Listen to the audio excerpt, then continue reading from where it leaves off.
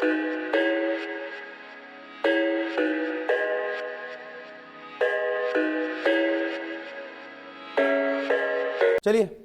तो chemical bond क्यों बनता है, तो इसका सिंपल सा आंसर होता है कि एक तरह के अट्रैक्टिव फोर्स है जो कुछ एटम्स के बीच में बनते हैं टू गेट स्टेबिलिटी, है ना। और स्टेबिलिटी गेन करके वो क्या बनाते हैं बेटा, मॉलिक्यूल्स बनाते हैं। That's okay. नाउ मॉलिक्यूल्स बनाएंगे तो मॉलिक्यूल्स भी अलग अलग तरह के होते हैं, तो इसी तरह से केमिकल बॉन्ड्स को भी हम लोग बहुत अलग अलग तरीके से डिवाइड कर लेते हैं। केमिकल बॉन्ड्स दो तरह के हो सकते हैं। एक तो होता है आपका अट्रैक्टिव फोर्सेस, ठीक है ना, और एक होता है रिपल्सिव फोर्सेस। जो अट्रैक्शन फोर्सेस होते हैं हम उनकी बात कर रहे हैं। तो हमारा केमिकल बॉन्ड एक तरह का क्या होता है, अट्रैक्टिव फोर्स। अट्रैक्टिव फोर्स को वापस हमने दो पार्ट में डिवाइड करना है। एक होगा आपका स्ट्रॉन्ग, एक होगा आपका वीक। स्ट्रॉन्ग के अंदर क्या क्या आते हैं, स्ट्रॉन्ग के अंदर आते हैं आपके कोवैलेंट, उसके बाद में आपका सबसे पहले तो ले लेते हैं आयोनिक,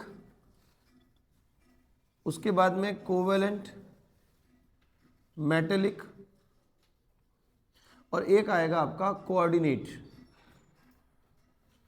वीक में एक्चुअली वीक ये इंटरमॉलिक्यूलर फोर्सेस होते हैं, तो इनको हम इंटरमॉलिक्यूलर फोर्सेस बोलते हैं, इंटरमॉलिक्यूलर फोर्सेस। इसी को हम लोग कई बार वॉन्डरवॉल फोर्स भी बोलते हैं। वॉन्डरवॉल फोर्स बंदे का नाम है। ये वैसे तो बहुत सारे अलग अलग तरह के होते हैं, ठीक है ना, चार तरह के होते हैं, चारों तरह लिख देते हैं हम लोग। एक आप लिख सकते हो इसमें dipole dipole, dipole dipole interaction, dipole induced dipole interaction, फिर होता है आपका इंड्यूस्ड डाइपोल इंटरैक्शन, और एक लास्ट होता है आपका हाइड्रोजन बॉन्ड। ये चार तरह के केमिकल बॉन्ड्स आपको ध्यान में रखने हैं, ठीक है। तो हम लोगों को केमिकल बॉन्ड क्या होता है, उसके बाद में ये कितने तरह के होते हैं उसके बारे में बात करनी है। देखो थोड़ा थोड़ा सा मैं आपको इंट्रोडक्शन दे देता हूं, ठीक है।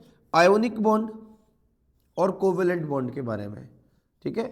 मेटेलिक बॉन्ड के बारे में हम पढ़ के आए वैसे, और कोऑर्डिनेट बॉन्ड बिल्कुल डिफरेंट है, इसको हम यहाँ पे पढ़ाएंगे। वॉन्डरवॉल वगैरह के बारे में ज़्यादा डिस्कशन यहाँ पे करने की जरूरत नहीं है, फिर भी हम थोड़ा सा कर लेंगे तो वो डिटेल में हमारे पास में आ जाएगा। वैसे ये 5th chapter state of matter में आता है। देखो सिंपल सी बात करें, ionic bond, ionic bond mostly किन के बीच में बनते हैं, कैटाइंस और एनाइंस के बीच में बनते हैं। कैटाइन एंड एनाइन के बीच बनता है। कैटाइन कौन बनाएगा, वो एलिमेंट जिसकी आयोनाइजेशन पोटेंशियल क्या हो, लेस, वो क्या बनाएगा, बढ़िया, कैटाइन। और साथ ही साथ में जिसका इलेक्ट्रॉन गेन एंथैल्पी क्या हो, हाई, वो क्या बनाएगा, एनायन। और ये क्या बनाएगा, कैटाइन। बोलो बात समझ में आई। कैटाइन और एनायन के बीच में जो फोर्स ऑफ अट्रैक्शन होता है बेटा, उसको बोलते हैं हम इलेक्ट्रोस्टैटिक फोर्स ऑफ अट्रैक्शन, ठीक है। इसी को कई बार हम लोग कोलॉम्बिक फोर्स ऑफ अट्रैक्शन भी बोलते हैं, कोलॉम्बिक फोर्स ऑफ अट्रैक्शन भी बोलते हैं, ठीक है। एक टर्म आती है छोटी सी, इलेक्ट्रोवैलेंसी। ये इलेक्ट्रोवैलेंसी क्या है, इसीलिए आयोनिक बॉन्ड का एक दूसरा नाम और है इलेक्ट्रोवैलेंट बॉन्ड। इसी को हम क्या बोलते हैं, इलेक्ट्रोवैलेंट बॉन्ड बोलते हैं, ठीक है। इलेक्ट्रोवैलेंसी क्या है, electrovalency is the number of electrons transferred to form a cation और एन एनायन। इंपॉर्टेंट टर्म है, छोटी सी चीज है, ध्यान रखना है। कोई भी कैटायन या एनायन कितने नंबर ऑफ इलेक्ट्रॉन एक्सेप्ट करता है या कितने नंबर ऑफ इलेक्ट्रॉन गेन करता है, वो नंबर ऑफ इलेक्ट्रॉन क्या कहलाती है, इलेक्ट्रोवैलेंसी। अगर कोई पूछे कि सोडियम Na+ आयन बना रहा है, तो बताइए इसकी इलेक्ट्रोवैलेंसी कितनी है, +1 या 1, प्लस नहीं लगाना है, हमको याद रखना है 1। तो इसकी इलेक्ट्रोवैलेंसी कितनी होगी बेटा, 1। इसी तरह से Cl ने इलेक्ट्रॉन गेन किया और क्या बनाया, Cl-, तो इसकी इलेक्ट्रोवैलेंसी क्या हो गई आपके, 1। आपको +1 या -1 का कोई सिंबल ऐड करने की जरूरत नहीं है, ये सिर्फ और सिर्फ नंबर ऑफ इलेक्ट्रॉन ट्रांसफर्ड को बताता है, ठीक है। फिर आपको पता होना चाहिए जो आपका आयोनिक बॉन्ड होता है उससे क्या बनते हैं, आयोनिक कंपाउंड बनते हैं। और आयोनिक कंपाउंड जो होते हैं, है ना, वो क्रिस्टल लेटिस की फॉर्म में प्रेजेंट होते हैं। किसकी फॉर्म में, क्रिस्टल लेटिस की फॉर्म में प्रेजेंट होते हैं। क्रिस्टल लेटिस क्या होता है, जब बहुत सारे ऑपोजिटली चार्ज आयन एक दूसरे को 3 डायमेंशनली अरेंज करते हैं तो जो स्ट्रक्चर बनती है उसे हम बोलते हैं क्रिस्टल लेटिस, ठीक है ना। अगर आपको थोड़ा बहुत आइडिया है तो एक NaCl की स्ट्रक्चर हम लोगों ने शायद 3rd चैप्टर में या इसी चैप्टर में आपके दे रखी है, वो पढ़ी जाती है कुछ इस तरह से। ये एक क्रिस्टल लेटिस की स्ट्रक्चर है, क्रिस्टल लेटिस। ये देखिए,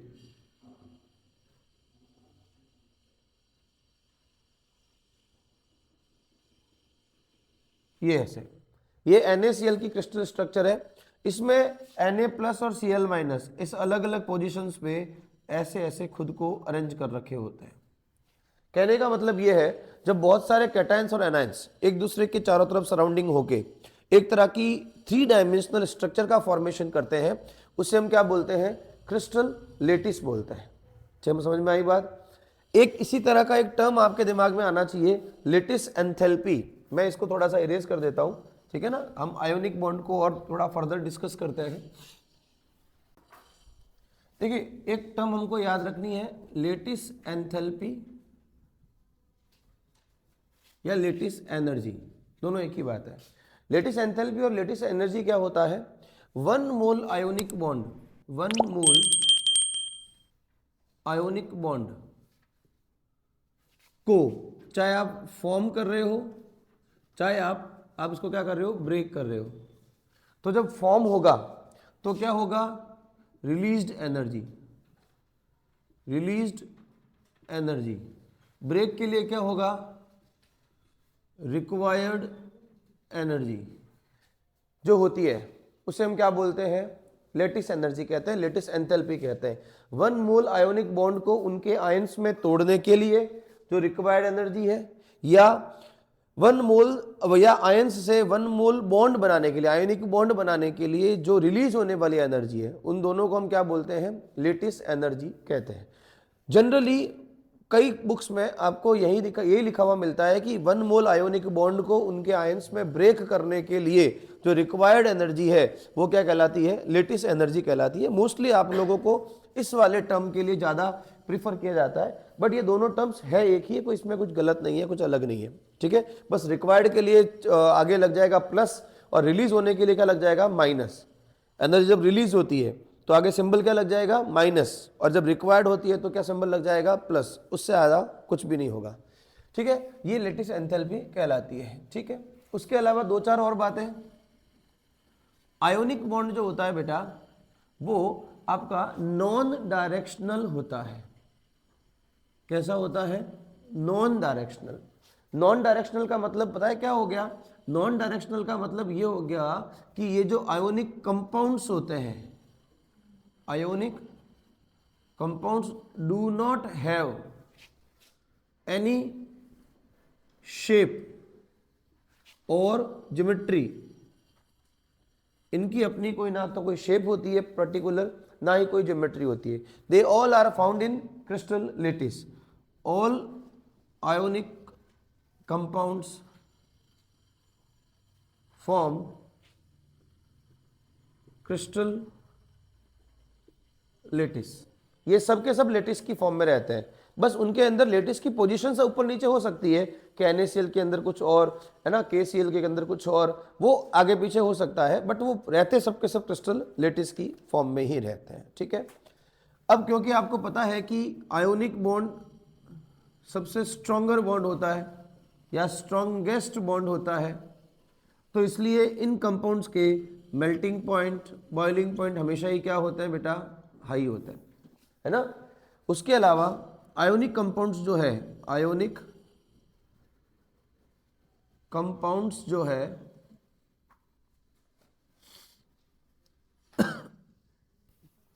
है ना। आयोनिक कंपाउंड्स की बात कर रहे थे, तो आयोनिक कंपाउंड्स जो होते हैं in solid state, in solid state bad conductor of electricity होते हैं, बैड कंडक्टर ऑफ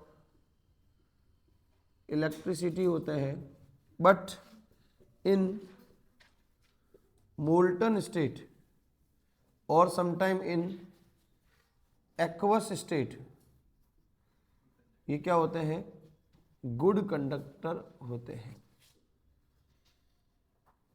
बोलो बात समझ में आ रही है, कोई दिक्कत? आयनिक बॉन्ड क्या होते हैं, कैसे बनते हैं, मेरे ख्याल से आपको पता होना चाहिए। अब क्योंकि ये स्ट्रांग है, तो अगर कोई लिखा हुआ मिल जाए कि lattice energy for ionic compound is high, obviously इनको तोड़ने के लिए जो रिक्वायर्ड एनर्जी है वो क्या हो गई, हाई होगी। ये छोटी छोटी चीजें आप लोगों को पता होनी चाहिए, ठीक है।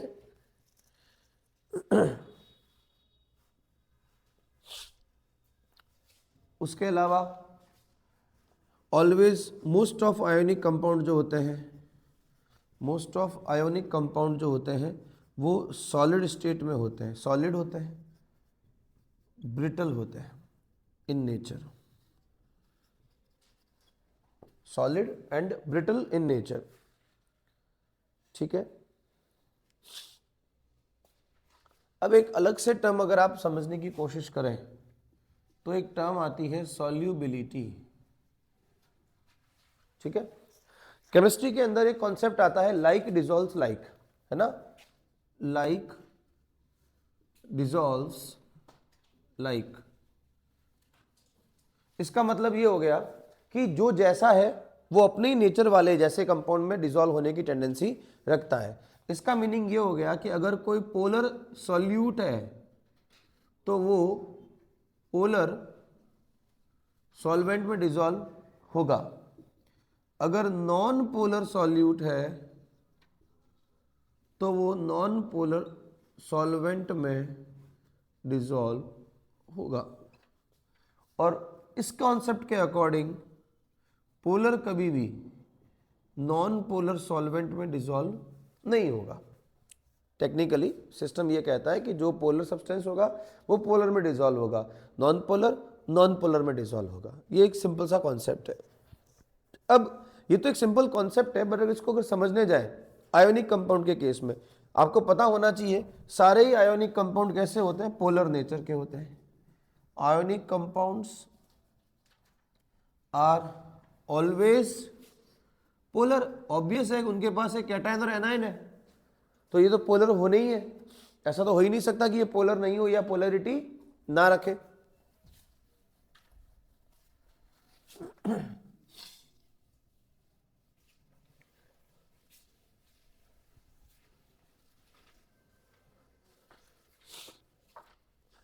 अब अगर हम बात करें सॉल्युबिलिटी की, तो देखो बेटा सॉल्युबिलिटी के साथ क्या होता है, मान लीजिए ए और बी कोई आयोनिक कंपाउंड है और ए बी के बीच का बॉन्ड है वो आयोनिक बॉन्ड है, ठीक है। अब ऑब्वियस है कि ये जब किसी एक्वस सॉल्यूशन में इनको या वाटर में इनको डिसॉल्व किया जाएगा तो ये अपने ए प्लस और बी माइनस आयन में ब्रेक होगा, ए और बी खुद को आयोनाइज करेगा एक्वस सॉल्यूशन के अंदर। अब अगर ये वाटर है, एक्वस सॉल्यूशन का मतलब यहाँ पे वाटर है, तो वाटर है तो इसके पास है H2 और H2O के पास है H प्लस और OH माइनस आयंस। अब टेक्निकली एक छोटी सी चीज और याद रखना, एक टर्म आएगी आपके हाइड्रेशन एंथैल्पी, हाइड्रेशन एंथैल्पी, और समटाइम इसको हम सॉल्वेशन एंथैल्पी भी बोलते हैं। ये क्या होता है तो सुने, हाइड्रेशन बोलो चाहे सॉल्वेशन बोलो, when water molecule interact with any ionic compound, then the amount of energy released, amount of energy released is called as hydration energy. Water molecule जब किसी आयोनिक कंपाउंड के कांटेक्ट में आएगा, भाई जो हमने बोला ना ये आयोनाइज हो गए, ये ब्रेक हो गए, ये अपने आप ब्रेक नहीं होता है। अगर सामने आपने वाटर लिया है तो ही ब्रेक हुआ है, या कोई पोलर सब्सटेंस लोगे तो ही ब्रेक होगा। अगर आप यहाँ पे अल्कोहल ले लेते, पेट्रोल ले लेते और उसमें आप NaCl को या किसी आयोनिक कंपाउंड को डालते, वो ब्रेक नहीं होता। क्यों? क्योंकि पेट्रोल हो गया वो एक नॉन पोलर सब्सटेंस हो गया, वाटर अल्कोहल हो गया वो एक नॉन पोलर सब्सटेंस हो गया। और ऐसे में अगर आपने ऑयल ले लिया, नॉन पोलर है, उसमें अगर आपने NaCl डाल दिया तो वो क्या हो जाएगा? इनसोल्यूबल रहेगा, मतलब उसके साथ कोई इंटरेक्शन नहीं होगा। लेकिन वाटर के साथ में, क्योंकि वाटर खुद क्या है? पोलर नेचर का होता है। वाटर का नेचर क्या होता है? पोलर। तो पोलर सॉल्वेंट है और पोलर ही कौन है? आपका सॉल्यूट है। तो ये डिसॉल्व होंगे। अब जो ये डिसॉल्व हुए, इसका मतलब ही यही है कि वाटर मॉलिक्यूल ने ए और बी के इंटरेक्शन को ब्रेक कर दिया। और अब अगर प्रिसाइजली सोचूं तो अगर वाटर के पास में H+ और OH- है तो बेटा ये मान के चलो A+ के चारों तरफ पता है कौन आ गया? OH-। टेक्निकली अगर आप बात समझने की कोशिश करें तो इसके चारों तरफ कौन आ गया? OH-। और B- के चारों तरफ कौन आ गया? H+। इसी को क्या बोलते हैं? सॉल्वेशन। और क्योंकि वाटर मॉलिक्यूल्स आपके क्या कह सकते हैं, आयोनिक कंपाउंड के चारों तरफ एक तरह का इंटरेक्शन क्रिएट कर रहे हैं, एक तरह का बॉन्ड बना रहे हैं, तो ये जो बॉन्ड बना रहे हैं इस दौरान कोई एनर्जी रिलीज होगी, और ये जो एनर्जी रिलीज होगी इसी का नाम क्या है?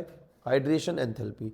अगर मैं वाटर ना लूं और एनी सॉल्वेंट ले लूं, कोई सॉल्वेंट, जरूरी नहीं है कि वाटर लूं, मोस्टली वाटर लेते हैं, पर अगर मैं एनी सॉल्वेंट लूं तो फिर उस केस में निकलने वाली एनर्जी क्या कहलाएगी? सॉल्वेशन एनर्जी कहलाएगी। बोलो क्लियर हुआ? दोनों इजी है, दोनों सिंपल सी चीजें हैं, बिल्कुल आपके ध्यान में रखनी पड़ेगी। क्लियर? अब कब डिसोल्यूशन होगा और कब डिसोल्यूशन नहीं होगा, या मैं कोई पूछे अपने को कि कोई सब्सटेंस डिसॉल्व होगा या नहीं होगा, ये कब पता लगाएंगे? तो सुने, लेटिस एंथैल्पी किसी आयोनिक कंपाउंड की स्टेबिलिटी को बताती है। Lattice enthalpy gives idea about stability of compound, ionic compound. अगर लेटिस एंथैल्पी ज्यादा है तो आयोनिक कंपाउंड का आयोनाइजेशन पॉसिबल नहीं होगा। मतलब ये हुआ कि if lattice energy is more than hydration energy, hydration energy वो है जो एनर्जी रिलीज हो रही है, लेटिस एनर्जी वो है जो ब्रेकडाउन के लिए रिक्वायर्ड है। ठीक है?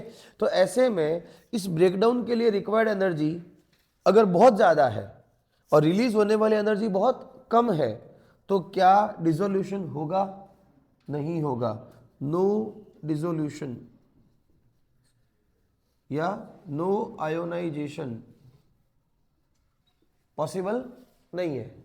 लेकिन अगर यही लेटिस एनर्जी की वैल्यू हाइड्रेशन एनर्जी से बहुत कम है, मतलब तोड़ने के लिए रिक्वायर्ड एनर्जी हाइड्रेशन एनर्जी से बहुत कम है, तो डिसोल्यूशन होगा, या यूं कह दीजिए आयोनाइजेशन होगा, और आयोनाइजेशन अकर्स। ये बात आपको समझनी है। ठीक है? एक छोटी सी चीज आपको और ध्यान में रखनी है, सॉल्युबिलिटी के अंदर ही मैं लिख देता हूं साइड में कहीं, यहां पे लिख सकते हो आप, solubility of ionic compound depends on dielectric constant, dielectric constant. अब देखो, अगर इसको फिजिक्स में देखने जाए तो ये काफ़ी लंबा चौड़ा सिस्टम हो जाता है, हमें वैसे नहीं पूछेंगे कोई ना, आपको पता होना चाहिए डिटेल इसकी, अगर हुआ तो कभी हम लोग इसको बता देंगे, बट आप अभी के लिए इतना याद रखो, more the dielectric constant, more the dielectric constant for ionic compound, more will be the solubility, more will be the solubility. मतलब डाई इलेक्ट्रिक कॉन्स्टेंट जितना ज़्यादा होगा solubility of that ionic compound उतनी ही ज़्यादा होगी. तो सिंपली कहते हैं कि आयोनिक कंपाउंड जो होता है वो वाटर में सोल्यूबल है बट बेंजीन में सोल्यूबल नहीं है. तो आपको इसका अगर स्टेटमेंट कोई पूछे तो हम ये लिख सकते हैं कि वाटर के लिए जो डाई इलेक्ट्रिक कॉन्स्टेंट होता है वो बेंजीन या अदर किसी कंपाउंड के लिए क्या होता है, ज़्यादा होता है. तो वाटर के लिए डाई इलेक्ट्रिक कॉन्स्टेंट ज़्यादा और अदर के लिए डाई इलेक्ट्रिक कॉन्स्टेंट कम होता है. तो more will be the dielectric constant, more will be the solubility. ठीक है. अगर कोई पूछे कि वाटर के लिए डाई इलेक्ट्रिक कॉन्स्टेंट कितना होता है बेटा, 80. For water dielectric constant maximum होता है 80. ठीक है, ध्यान रखना. सबसे ज्यादा डाई इलेक्ट्रिक कॉन्स्टेंट किसका होता है, आपका वाटर का होता है. ठीक है. एक्चुअली डाई इलेक्ट्रिक कॉन्स्टेंट क्या बताता है, डाई इलेक्ट्रिक कॉन्स्टेंट का सिंपली मतलब आप ये निकाल दीजिए कि कोई भी सब्सटेंस या सॉल्वेंट किसी दूसरे आयोनिक कंपाउंड को कितना इजीली उसके आयंस में ब्रेक कर सकता है. ये पावर एक तरह की है ना. डाई इलेक्ट्रिक कॉन्स्टेंट हमें ये बताता है कि कोई भी कंपाउंड किसी दूसरे कंपाउंड को या कोई भी सॉल्वेंट किसी कंपाउंड को कितना इजीली उसके आयंस में ब्रेक कर सकता है. जिसका डाई इलेक्ट्रिक कॉन्स्टेंट ज्यादा उसकी पावर ज्यादा, क्या करने में, किसी आयनिक कंपाउंड को ब्रेक करने की पावर उसकी उतनी ही ज्यादा मानी जाएगी. ठीक है. एक कंपाउंड मतलब वाटर तो NaCl को ब्रेक करते, वाटर यहाँ पे सॉल्वेंट का काम कर रहा है. तो वाटर का डाई इलेक्ट्रिक कॉन्स्टेंट ज्यादा है, इसका मतलब वाटर अपने अंदर किसी को भी क्या कर सकता है, डिसॉल्व कर सकता है. किसी भी आयोनिक कंपाउंड को अपने अंदर डिसॉल्व करने की कैपेसिटी कौन रखता है, आपका वाटर रखता है. वाटर भी कंपाउंड है तो NaCl भी कंपाउंड है ना. तो NaCl तो सॉल्वेंट का काम नहीं कर सकता ना. तो दोनों है तो कंपाउंड ही ना, वाटर कोई अलग चीज थोड़ी है. वाटर भी कंपाउंड है, बेंजीन भी क्या है, कंपाउंड है. अब बेंजीन लिक्विड स्टेट में है तो बेंजीन अपने आप में एक सॉल्वेंट का काम करेगा. सॉल्वेंट समझते हो, जिसका अमाउंट ज्यादा है और जो जिसको डिसॉल्व कर सकता है. सिंपल भाषा में अगर बात करें, बाकी तो केमिस्ट्री की लैंग्वेज में बात करें तो जरूरी नहीं है कि वाटर ही सॉल्वेंट होगा. आपने कई बार मैंने इसको समझाया भी है कि अगर एक होता है सॉल्यूट, एक होता है सॉल्वेंट. अगर आप लोगों ने बहुत सारा नमक ले लिया और उसमें 2 ड्रॉप पानी की डाल दी तो अब यहाँ पानी सॉल्वेंट नहीं है, यहाँ पानी कौन है, सॉल्यूट है. हमने 9 टाइप के सॉल्यूशंस पढ़े थे, है ना. Solid in liquid, gas in liquid, liquid in liquid, और कई तरह के एग्जाम्पल्स हैं. तो ऐसा हम कोई कुछ कह नहीं सकते कि कौन किसकी तरह काम करेगा. तो वो सॉल्वेंट कोई भी हो सकता है, बट यहां पर हम बात कर रहे हैं सिंपली वाटर मॉलिक्यूल की, ज्यादा नहीं. ठीक है. चलिए नेक्स्ट मेरा टर्म हमको समझनी है आइसोमॉर्फिज्म. देखो आइसोमॉर्फिज्म की डेफिनेशन हमारे क्या हो जाएगी. ठीक है ना. तो पहली बात तो ये आयोनिक कंपाउंड के लिए एग्जिस्ट करती है. ठीक है ना. Isomorphic substances are those which have same crystalline structure in different compounds. यहां मॉर्फोलॉजी का मतलब यह है कि जब किसी क्रिस्टल लेटिस में, जैसे NaCl है और NaCl में क्रिस्टल लेटिस में Na जिस जगह पे है और Cl जिस जगह पे है, सपोज अगर किसी और कंपाउंड में कोई 2 और सब्सटेंस, जैसे एक है ये AB और एक है XY, ये 2 कंपाउंड्स हैं, और अगर मैं ऐसी क्रिस्टल स्ट्रक्चर बनाऊं, सपोज करना, अभी हालांकि इसको तो पूरा डिटेल में बतानी पड़ेगी, लेकिन यहां A है और यहां B है, और अगर मैंने इसका भी क्रिस्टल स्ट्रक्चर जब चेक किया तो मुझे वहां यहीं पे A था, वहां पे मिला X और B की जगह क्या मिला, तो ये दोनों एक दूसरे के क्या हो गए, आइसोमॉर्फिक हो गए. तो इनमें मोस्ट ऑफ आयोनिक कंपाउंड्स जो है या इनमें आइसोमॉर्फिज्म की क्वालिटी होती है. बात को समझने की कोशिश करें तो आइसोमॉर्फिज्म क्या है. Ionic compounds are isomorphic in nature having same number of ions with similar electronic configuration.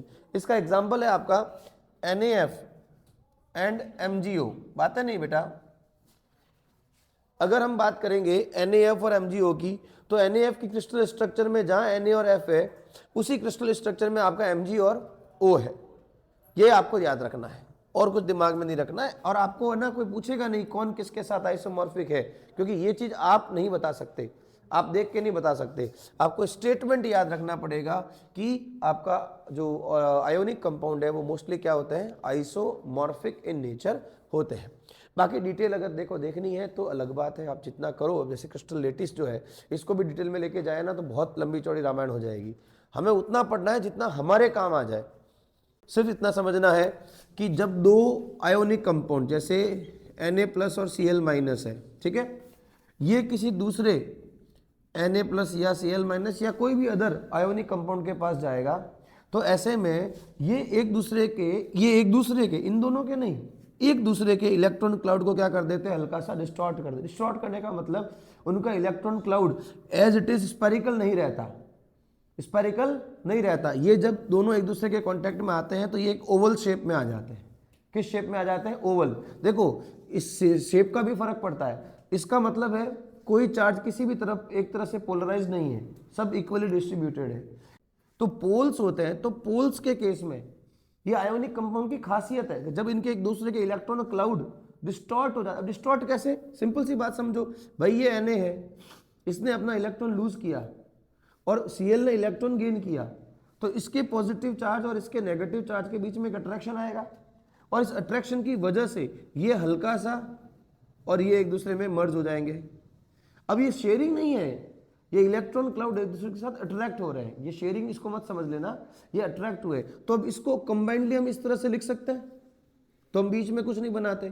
तो एक तरफ आ गया आपका पॉजिटिव चार्ज और एक तरफ क्या आ गया आपका नेगेटिव चार्ज। तो ऐसे माना जाता है कि जब दो कैटायन एनायन आपस में कंबाइन होते हैं तो एक पोलराइज्ड स्ट्रक्चर बन जाती है, ओवल शेप में आ जाता है, जिसको हम एक पोलर सब्सटेंस कह सकते हैं, पोलर मॉलिक्यूल कह सकते हैं। यही आपका क्या कहलाता है, पोलराइजेशन। देखिए नोट्स में अच्छे से बना रखा है, अगर आप देखें तो नोट्स में आपको दिख रहा है, due to the distortion of electron cloud between the both ions, the directional character are produced in the bond and the shape of the ion changes.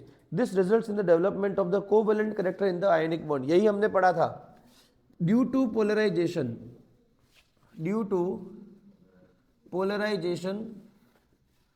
there is there is covalent character in ionic bond. Ionic bond में आपको क्या देखने को मिल जाता है, covalent character देखने को मिल जाता है। इसको हमने कहां पढ़ा था, कोई बता सकता है? फजान्स रूल। याद नहीं रखते हो तुम बेटा? फजान्स रूल में हमने बात करी थी और उसकी कंडीशन यही सेम जो हमने ऊपर लिखी थी वही है ना। कैटायन की साइज क्या होनी चाहिए आपकी, बहुत ज्यादा स्मॉल। एनायन की साइज क्या होनी चाहिए, बहुत ज्यादा बड़ी। मतलब बनने के बाद की बात कर रहा हूं। जब कैटायन और एनायन बन जाएंगे तो उनके बीच के अंदर, उनके इलेक्ट्रॉन क्लाउड्स के अंदर इस तरह का अट्रैक्शन होगा कि वो एक दूसरे के अंदर क्या हो जाएंगे, कोलैप्स हो जाएंगे। और ये जो कोलैप्स हो जाना है भाई, देखो नॉर्मल कैटायन नॉर्मल एनायन होता, बिल्कुल एकदम प्रॉपर नॉर्मल पॉजिटिव चार्ज और नेगेटिव चार्ज, और हल्का फुल्का इनके बीच में अट्रैक्शन होता, तो ये नॉर्मल आयोनिक बॉन्ड है। लेकिन ये एक बहुत अच्छा पॉजिटिव चार्ज कैटायन है, और अगर ये बहुत अच्छा नेगेटिव चार्ज एनायन है। सर ये बहुत अच्छा कैटायन कब होगा, जब इसकी साइज काफी छोटी हो जाएगी। काफी छोटी कब होगी, जब ज्यादा नंबर ऑफ पॉजिटिव चार्ज मतलब इलेक्ट्रॉन बाहर निकलेंगे। ये काफी साइज में बड़ा हो जाएगा, तब बड़ा हो जाएगा जब बहुत ज्यादा नंबर ऑफ क्या होगा, ये नेगेटिव चार्ज गेन करेगा। जब ये बहुत ज्यादा नेगेटिव चार्ज गेन करेगा, इसका मतलब इसके पास नेगेटिव चार्ज ज्यादा, इसके पास पॉजिटिव चार्ज ज्यादा। तो बताओ इन दोनों का अट्रैक्शन भी ज्यादा, और जब अट्रैक्शन ज्यादा तो ये एक दूसरे के क्या आ जाएंगे, काफी हद तक क्लोज आ जाएंगे। और इस वजह से ये पूरा मॉलिक्यूल हमने को क्या दिखाई देगा, कोवेलेंट कंपाउंड की तरह दिखाई देगा, जबकि एक्चुअली ये कोवेलेंट है नहीं। भाई आज अगर दो फ्रेंड्स है, नॉर्मल हाई हेलो तक की बात है, तब तक वो नॉर्मल फ्रेंड्स है। अब अगर वो हर चीज में एक दूसरे पे डिपेंडेंट है, पढ़ाई भी साथ साथ करनी है, खाना पीना भी साथ साथ, घूमने भी जा रहे हैं, दोनों फैमिली साथ साथ जा रहे हैं।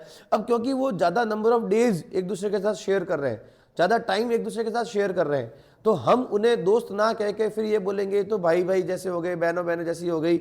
मतलब सिंपल सी बात है दोस्त, लेकिन उनके कैरेक्टर वैसे शो होने लग गए कि वो कोवेलेंट बॉन्ड बनने लग गए।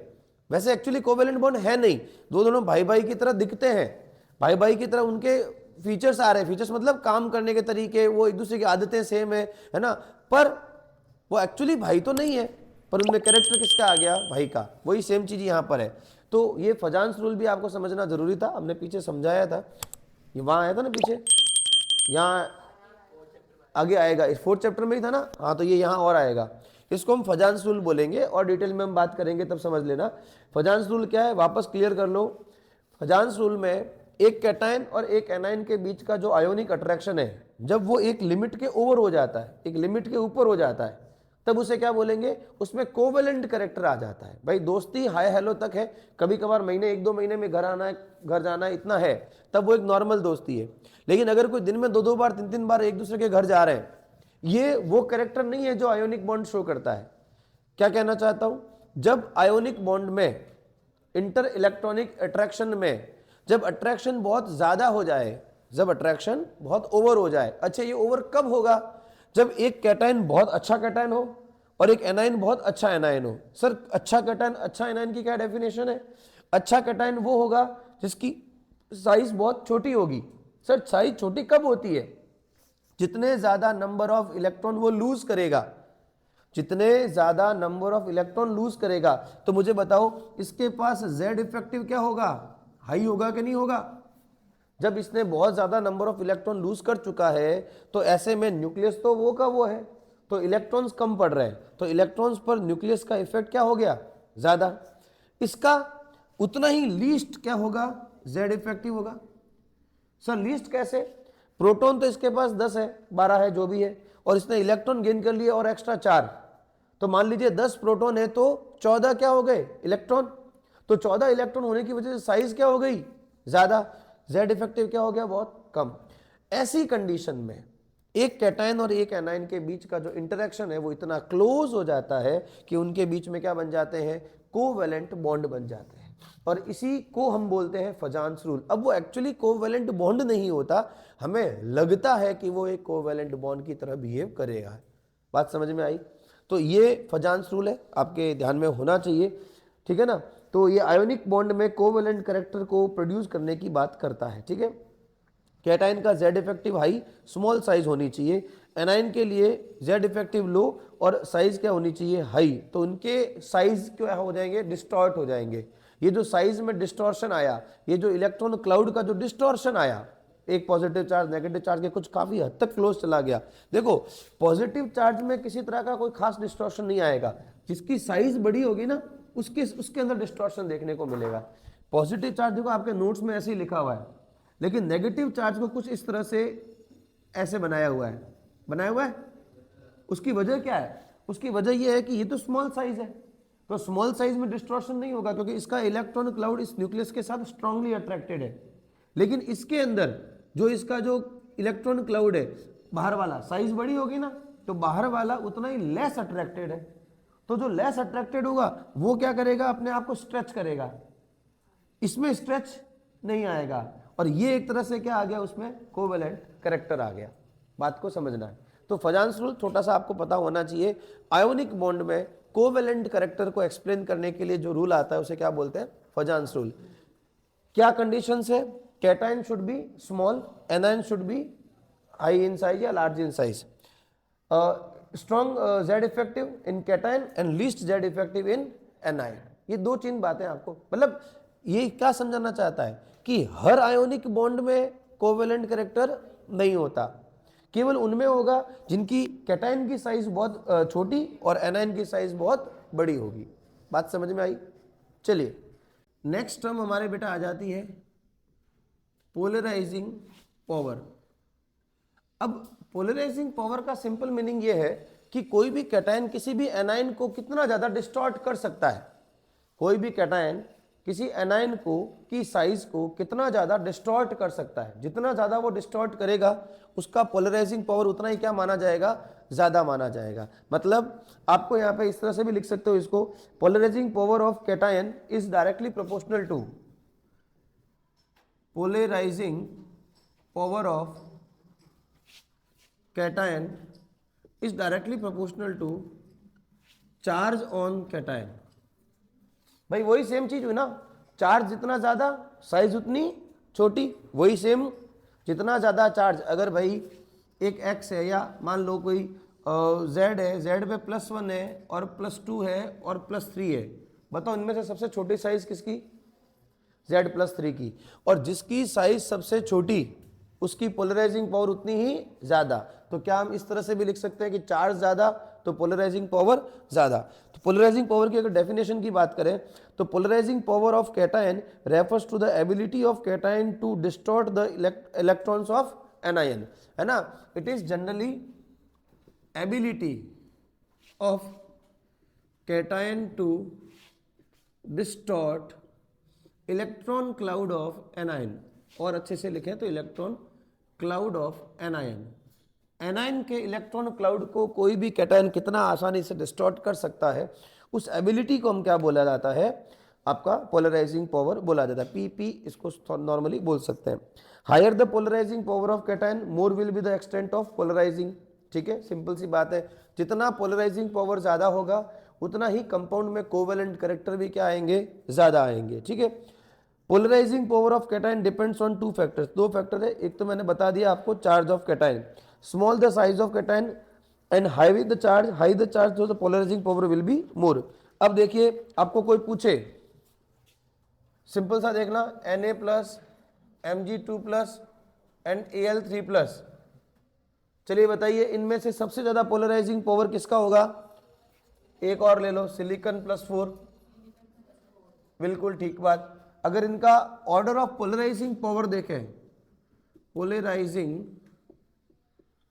पावर देखें तो Na+ का सबसे कम, Mg2+ का उससे भी कम, Al3+ का उससे थोड़ा ज्यादा, सॉरी Na+ से ज्यादा Mg2+ का, Mg2+ से ज्यादा Al3+ का, और सबसे ज्यादा किसका हो जाएगा? सिलिकॉन का, क्योंकि इसके ऊपर पॉजिटिव चार्ज उतना ही ज्यादा है। बोलो क्लियर हुआ? सिंपल सी चीज है। दूसरा आता है आपका साइज ऑफ कैटायन। सीधी सी बात है कि साइज कितनी होनी चाहिए? छोटी। तो क्या मैं इसी में ऐड कर दूं 1/, साइज ऑफ कैटायन? अरे भैया साइज जितनी छोटी पोलराइजिंग पावर उतना ही ज्यादा, तो साइज ऑफ कैटायन। तो इसी तरह से देखो, लिथियम सोडियम पोटेशियम की बात कर रहे हैं, अगर पूछे लिथियम सोडियम पोटेशियम रुबिडियम, बताओ किसका पोलराइजिंग पावर सबसे ज्यादा या सबसे कम किसका?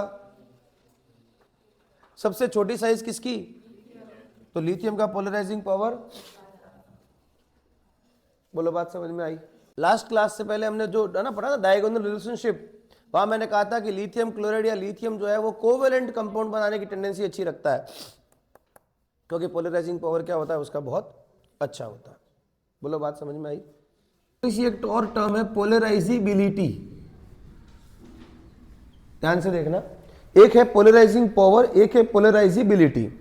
जैसे पोलराइजिंग पावर जो था वो किसका कैरेक्टर था? कैटायन का कैरेक्टर था। Character of cation to distort electron cloud of anion, है ना, उसको हमने बोला था पोलराइजिंग पावर। पोलराइजिबिलिटी क्या है? Character of anion to get polarised या to distort electron cloud of itself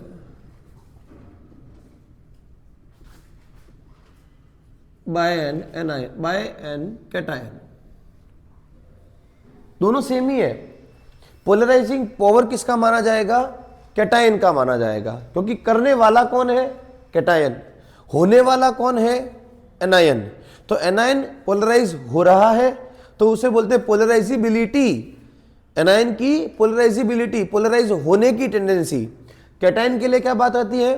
polarise करने की प्रॉपर्टी। दोनों में छोटा सा डिफरेंस है। बात समझ में आई?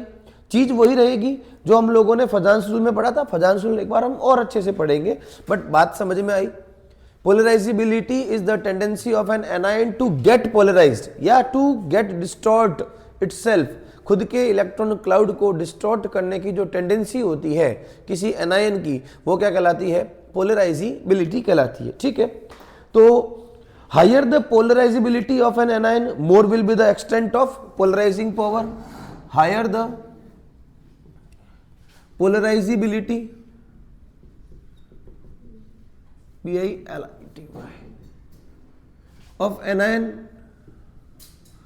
more will be the extent of polarization. More will be the extent of polarization. ठीक है। अब आपको कोई पूछे कि कौन से फैक्टर जो है वो पोलराइजेशन को या पोलराइजिबिलिटी को अफेक्ट करते हैं, तो अगर बात करें फैक्टर अफेक्टिंग, तो फैक्टर अफेक्टिंग में जैसे वहां पर हम लोगों ने साइज ऑफ कैटायन वगैरह पढ़ा था, यहां पर हम लोग पहले पढ़ेंगे चार्ज ऑफ एनायन।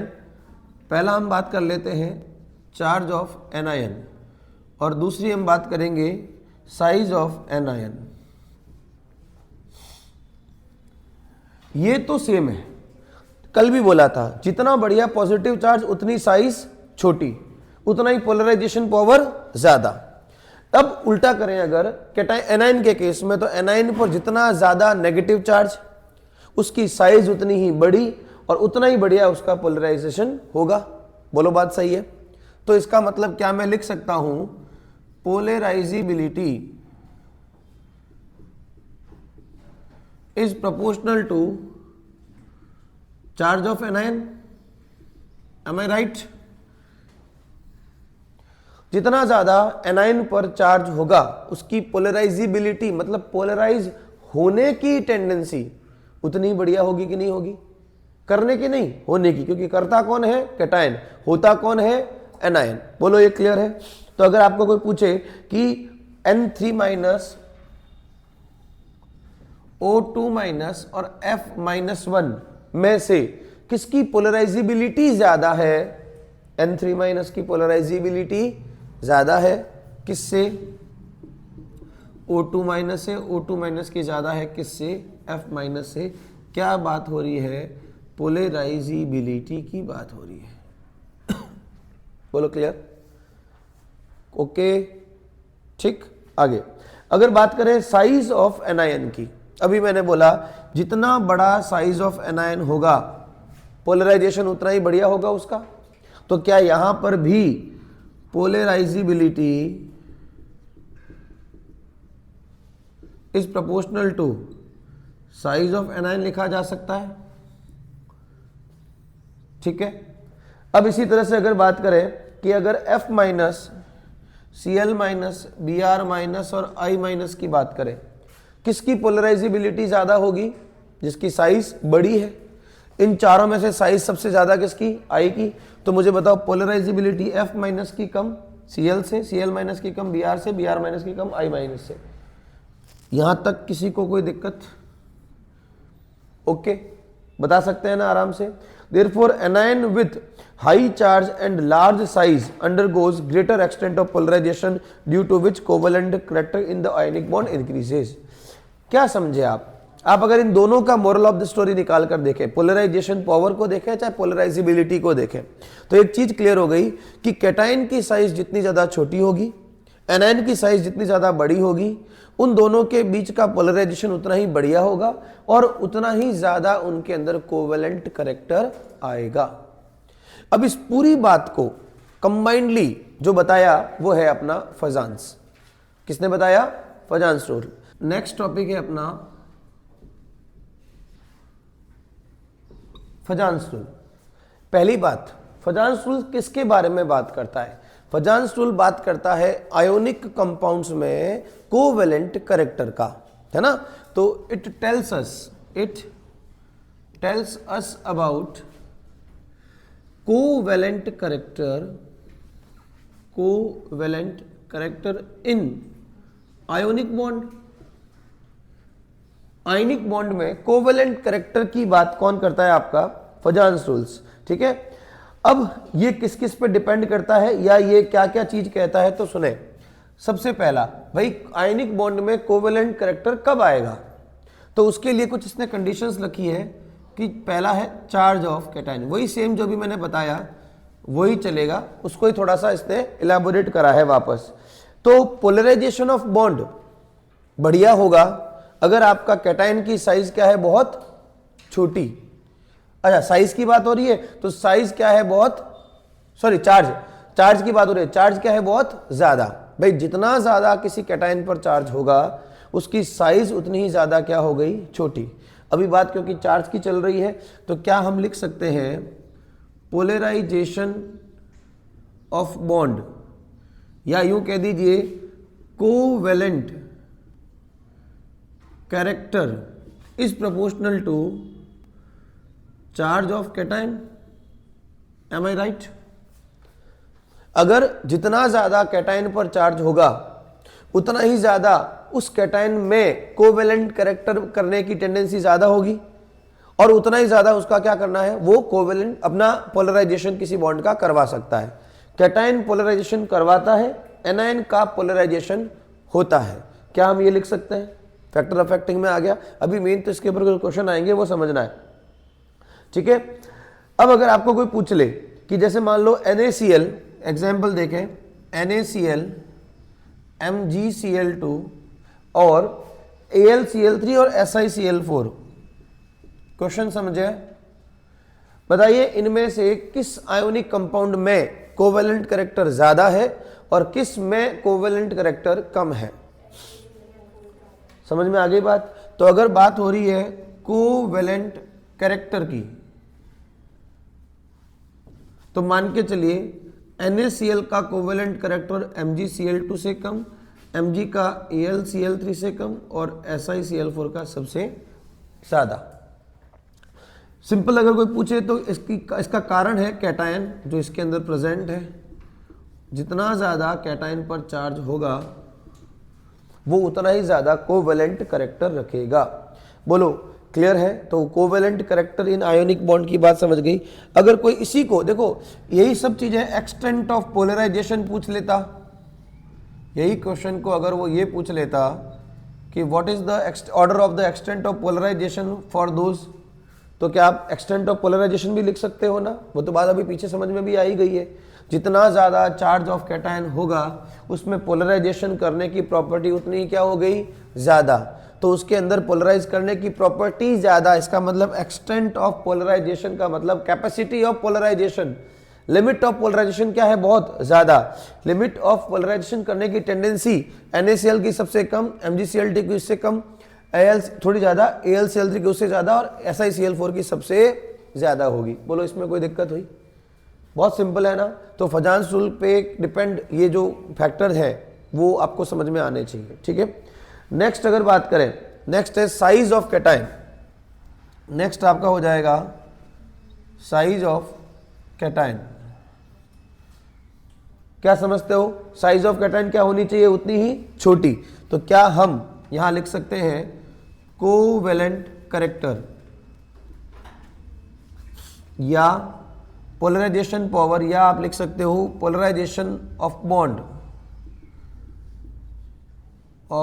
बॉन्ड, ठीक है ना, वो charge of size of cation के इनवर्सली प्रोपोर्शनल होगा। अभी आप पीछे पढ़ के आए हो, साइज ऑफ कैटायन के इनवर्सली प्रोपोर्शनल होगा। जितना ज्यादा छोटा आपका कैटायन होगा उतना ही उसका पोलराइजेशन करने की टेंडेंसी ज्यादा होगी।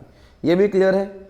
अब अगर यही क्वेश्चन आपका ऐसे पूछ लेता, lithium chloride, sodium chloride, potassium chloride और रुबिडियम क्लोराइड, और आपको पूछा जाए कि बताइए इनका अपना कोवेलेंट कैरेक्टर या पोलराइजेशन वगैरह कैसा होगा, क्या होगा, बताइए सबसे ज्यादा कोवेलेंट कैरेक्टर किस में होगा? है RBCl में। वापस देख लो एक बार, मैंने ये नहीं बोला है कि साइज ऑफ कैटायन बड़ा होगा तो पोलराइजेशन बड़ा होगा। वापस देख लें अच्छे से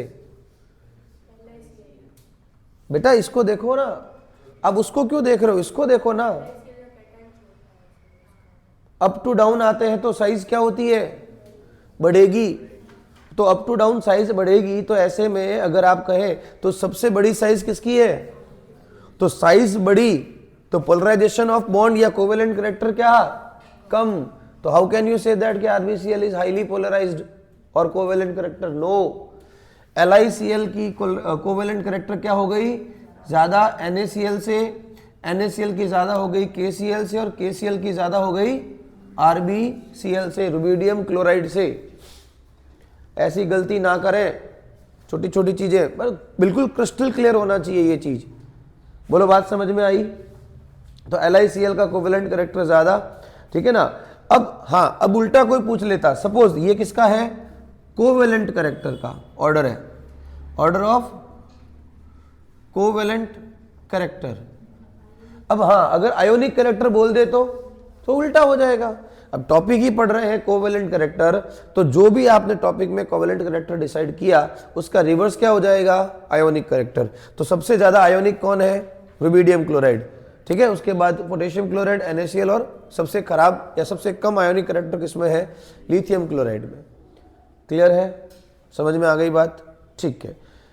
उसके बाद में दो फैक्टर हो गए हमारे, तीसरा फैक्टर है हमारा चार्ज ऑफ एनायन। ये सब आप पढ़ के आए हो अभी जस्ट, है ना, तो मेरे ख्याल से दिक्कत तो नहीं होनी चाहिए। फिर भी हम एक बार के लिए वापस देख लेते हैं, फिर इसके ऊपर कोई क्वेश्चन होगा वो हम करा लेंगे।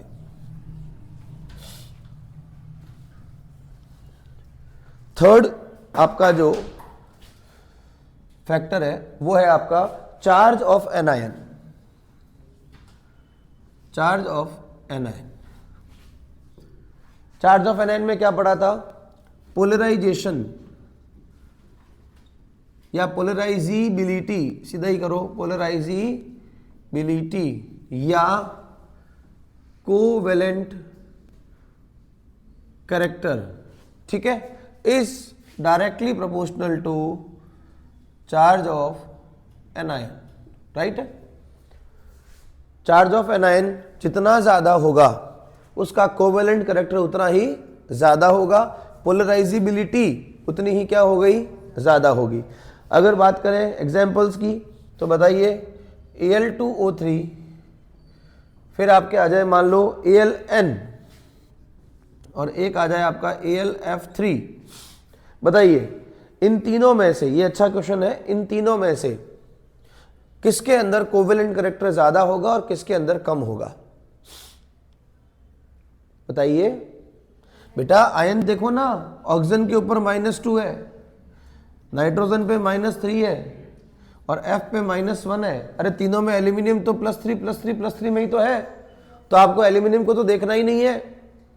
अब हमने क्या बोला, चार्ज ऑफ एनायन जितना ज्यादा कोवेलेंट कैरेक्टर उतना ही, तो इसका मतलब Aln में कोवेलेंट कैरेक्टर ज्यादा है।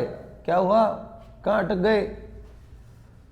फिर उसके बाद में आएगा Al2O3 और उसके बाद आएगा AlF। क्या दिक्कत आई भाई? कॉन्सेप्ट क्लियर रखो ना, अभी हम पढ़ के आए हैं इन चीजों को, ये दिक्कत आनी ही नहीं चाहिए, ठीक है। तो एक्सटेंट ऑफ पोलराइजेशन पूछे, ऑर्डर ऑफ पोलराइजिबिलिटी पूछे, है ना, कोवेलेंट कैरेक्टर पूछे, तो एल्यूमिनियम ये किसका ऑर्डर है, कोवेलेंट कैरेक्टर का ऑर्डर है। अगर यही आयोनिक होता तो उल्टा कर देते। बोलो clear. Next, fourth point, size of an ion.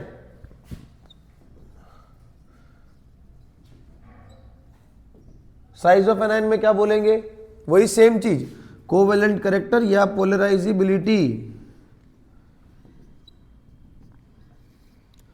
और covalent character is directly proportional to size of anion।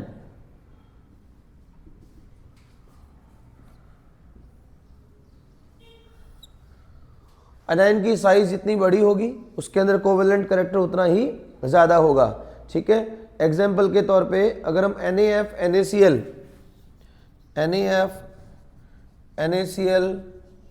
NaBr and NaI ले लें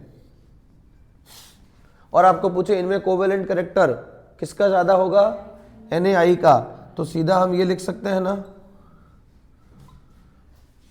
क्लियर है, ठीक। ये आपका आ गया size of anion. 4 character complete, 4 factors affecting complete. 5वां फैक्टर हटा दो इसको, इलेक्ट्रॉनिक कॉन्फ़िगरेशन। देखो अब कुछ चीजें यहां पर भी मैटर करती है, तो इनके अलावा हमें और क्या देखना है?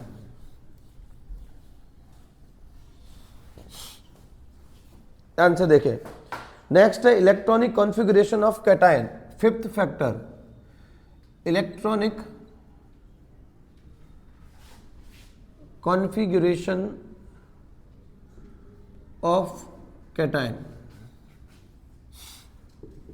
देखो इसमें आपको क्या ध्यान रखना है, इसमें आपको सिंपली ये ध्यान रखना है कि जिसका कैटायन का जो आपका ऑर्डर है, मतलब इलेक्ट्रॉनिक कॉन्फ़िगरेशन है, वो जितना क्लोजर है इनर्ट गैस इलेक्ट्रॉनिक कॉन्फ़िगरेशन के, मतलब भैया वो इलेक्ट्रॉन जब लूज करेगा तो वो इनर्ट गैस कॉन्फ़िगरेशन को ऑब्टेन करेगा। ऑब्वियस है, Na ने एक ही इलेक्ट्रॉन क्यों लूज किया? वो इनर्ट गैस, जो नियरेस्ट इनर्ट गैस है नियॉन, उसके अकॉर्डिंग इलेक्ट्रॉनिक कॉन्फ़िगरेशन को ऑब्टेन करना चाहता है। पोटेशियम ने एक इलेक्ट्रॉन लूज क्यों किया? क्योंकि वो अपने nearest electronic inert gas electronic configuration को ऑब्टेन करना चाहता है। इसी तरह से मैग्नीशियम 2 इलेक्ट्रॉन लूज करेगा, एल्यूमिनियम 3 इलेक्ट्रॉन लूज करेगा। ठीक है, ध्यान से थोड़ा समझना, ये एक बहुत अच्छी बात है।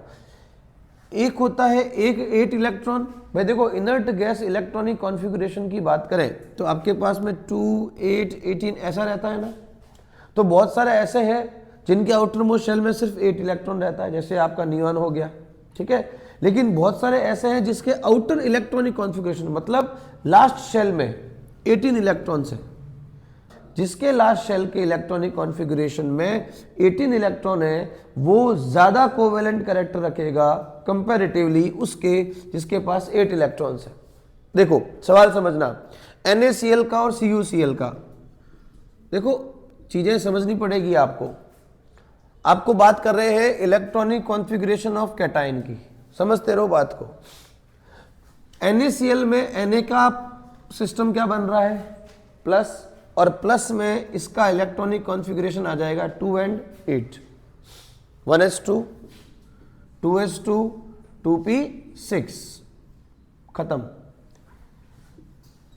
कॉपर, कॉपर का इलेक्ट्रॉनिक एटॉमिक नंबर क्या होता है? 29। और अगर हम 29 को हमारे इलेक्ट्रॉनिक कॉन्फ़िगरेशन के फॉर्म में लिखें 1s2, 2s2, 2p6, 3s2, 3p6, 4s2, 3d, वैसे तो 9 और 4s2 लिखते हैं, 3d 9 4s2, जो कि चेंज होके क्या हो जाएगा 3d 10 4s1, यही सॉरी हाँ 3p6 4s2 4s1 हो गया, 3d 10 4s1। ठीक है, देखो अब इसको अगर थोड़ा सा आगे पीछे करें, जैसे 2s को अलग, 2p को अलग, 3s 3p, 3d को मैं आगे ले लूं, लिखने में क्या जाता है भैया? लिख सकते हैं ना। अब अगर आप देखें, ध्यान से समझने की कोशिश करें, ठीक है, यहां पर लास्ट में 2, 8, 6, 2, 10 और 18, ये हो गया, यही होता है। और अब इसके पास में है 4s1 लास्ट सेल वाला, 3d 9 4s2 जो होता था उसकी जगह हमने कर दिया 3d 10 4s1। अब जरा देखो यहां पर Cu किस फॉर्म में है? +1, तो मैं इसको एक बार के लिए रिमूव कर सकता हूं। अब इसके अंदर की बात हो रही है Na प्लस में और Cu प्लस में, समझ रहे हो बात को? अब आपके आउटर मोस्ट शेल में क्या बच गया? 18 इलेक्ट्रॉन। इसके आउटर मोस्ट शेल में क्या बच गया? समझना बात को। इसका मतलब ये हुआ कि जिस कैटायन के आउटर मोस्ट शेल में टोटल 18 इलेक्ट्रॉन्स है, उनमें कोवेलेंट कैरेक्टर की पॉसिबिलिटी ज्यादा, और जिसके पास 8 इलेक्ट्रॉन है उसकी कोवेलेंट कैरेक्टर की पॉसिबिलिटी कम होगी। मतलब अगर आपको कोई पूछ लेता है कि CuCl और NaCl में से मोर कोवेलेंट कौन है, तो CuCl is more covalent than NaCl। ये बात आपको समझनी जरूरी है। क्लियर हुआ कि नहीं हुआ? ऐसा क्यों होता है? अब देखो इसका एक एग्जैक्ट आंसर तो आपको क्या देना है वो आपके ऊपर डिपेंड करता है, बट आपको यहां पर यह ध्यान रखना है कि ये जो डी ब्लॉक के अंदर के इलेक्ट्रॉन्स हैं, आपको कई बार ऐसा बोला जाएगा, आगे भी हम बोलेंगे, डी ब्लॉक के इलेक्ट्रॉन्स जो है वो अंदर की तरफ पहले भरे जाते हैं, मतलब पहले 4s में फिर वापस 3d में। तो जितने भी इलेक्ट्रॉन आएंगे वो 3d में अंदर की तरफ आएंगे, भाई पहले तो 4s2 भर जाता है, 4s2 के बाद में इलेक्ट्रॉन की एंट्री कहां होती है 3d में। ऐसे में एक कारण यह हो सकता है कि 3d के इलेक्ट्रॉन्स के ऊपर लगने वाला शील्डिंग इफेक्ट क्या होता है, कंपैरेटिवली ज्यादा होता है। शील्डिंग इफेक्ट क्या होगा, ज्यादा। शील्डिंग इफेक्ट ज्यादा होगा तो हमने कई बार पढ़ा भी है और आगे हम डी ब्लॉक एलिमेंट्स में पढ़ेंगे भी, इनकी साइज थोड़ी सी कंपैरेटिवली क्या होती है, कम होती है कंपैरेटिवली अपने दूसरे मेटल से, क्योंकि ट्रांजिशन एलिमेंट्स के अंदर आने वाला इलेक्ट्रॉन न्यूक्लियस के ज्यादा क्लोजर होने की वजह से उस पर लगने वाला जेड इफेक्टिव क्या होगा, ज्यादा, और ऐसे में उनकी साइज हल्की सी क्या हो गई, छोटी कंपैरेटिवली इसके। तो इसका मतलब इनमें से इलेक्ट्रॉन निकालना मुश्किल है, इनमें से इलेक्ट्रॉन निकालना आसान है। अब देखो एक बहुत साधारण भाषा में बात करूं तो कौन बढ़िया कैटायन बनाएगा, जिसमें से इलेक्ट्रॉन आसानी से निकलेगा या जिसमें से इलेक्ट्रॉन मुश्किल से निकलेगा? जिसमें से इजीली निकलेगा इलेक्ट्रॉन वो अपने अंदर आयोनिक कैरेक्टर बढ़िया रखेगा, और जिसमें से इलेक्ट्रॉन मुश्किल से निकलेगा, क्योंकि डी ऑर्बिटल से जो इलेक्ट्रॉन निकलेगा वो ऑलरेडी न्यूक्लियस से क्या है, स्ट्रांगली अट्रैक्टेड है, क्योंकि देखो 3d अंदर की तरफ जा रहा है जबकि पहले 4s में इलेक्ट्रॉन जा चुका है। सिंपल सी बात करें तो कॉपर के पास इलेक्ट्रॉन लूज करने की टेंडेंसी कंपैरेटिवली सोडियम से क्या है, कम, और ऐसे में ये कोवेलेंट कैरेक्टर फिर भी दिखा देगा और ये आयोनिक कैरेक्टर बढ़िया दिखाएगा, और इसके पास में आयोनिक कैरेक्टर क्या होगा, कंपैरेटिवली कम होगा। वैसे आप कॉन्सेप्ट याद रखें, क्या कॉन्सेप्ट बोला, जिनके आउटर मोस्ट शेल में, जिन कैटायंस के आउटर मोस्ट शेल में 18 इलेक्ट्रॉन होगा उनका कोवेलेंट कैरेक्टर 8 इलेक्ट्रॉन रखने वाले से क्या होगा, ज्यादा होगा। बोलो ये क्लियर है? इसी तरह से CaCl2 और ZnCl2 का कंपैरिजन करके देखो। अगर आप बात करें कैल्शियम की तो कैल्शियम पे है +2 चार्ज और जिंक पे है आपका +2 चार्ज। कैल्शियम का अगर इलेक्ट्रॉनिक कॉन्फ़िगरेशन देखें क्या आएगा, कैल्शियम का एटॉमिक नंबर 20 के लिए क्या आएगा, 2 8 और 8 और 2 18 20। अब जब ये 2+ आ गया तो यहां से इलेक्ट्रॉन गायब। आउटर मोस्ट शेल में कितने इलेक्ट्रॉन्स, 8। जिंक का क्या होता है 30 के हिसाब से 3d 10 4s2, 3d 10 4s2, 4s2 के तो 0 2 गए, क्या बचा 3d 10 और उससे पहले 3d 6 सॉरी 3p6 और आपका 3s2, तो ये टोटल क्या बन गया 18।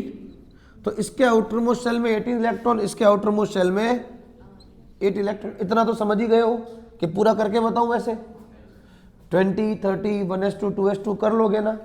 अब अगर आप देखें तो इसके आउटर मोस्ट शेल में 8 और इधर 18 है, तो बताइए दोनों में से किसका कोवेलेंट कैरेक्टर ज्यादा, ZnCl2 is more covalent then CaCl2। अब क्लियर हुआ? हर चीज हर जगह लगे ना लगे, लेकिन आप लोगों को कुछ बातें दिमाग में रखनी पड़ेगी।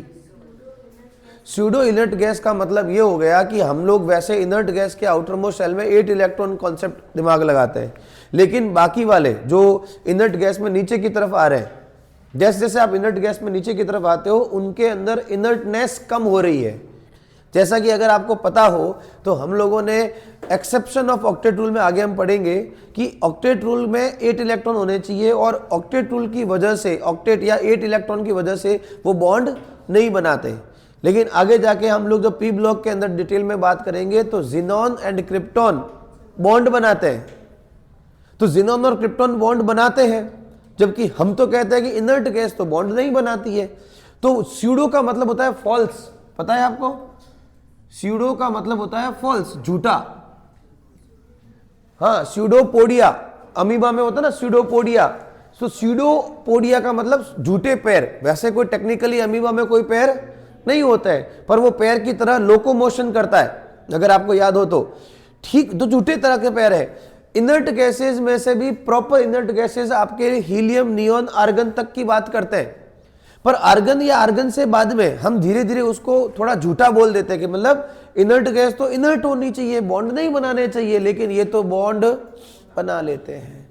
तो इनर्ट गैस जो कि इनर्ट गैस की तरह एक्चुअली बिहेव नहीं कर रही है, तो उन्हें क्या बोला जाएगा? Pseudo inert gas.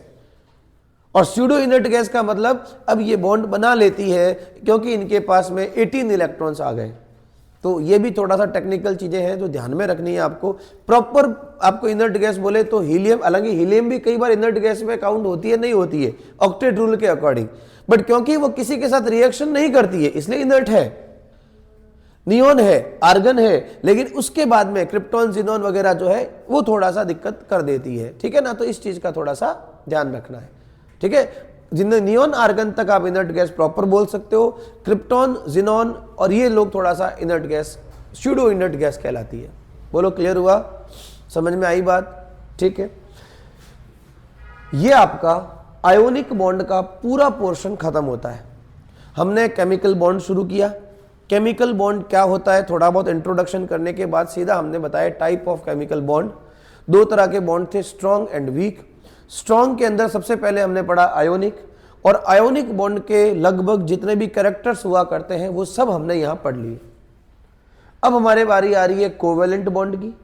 Covalent bond हम स्टार्ट करेंगे। कोवेलेंट बॉन्ड क्या होता है, कैसे बनता है, क्या उसके कैरेक्टर्स है।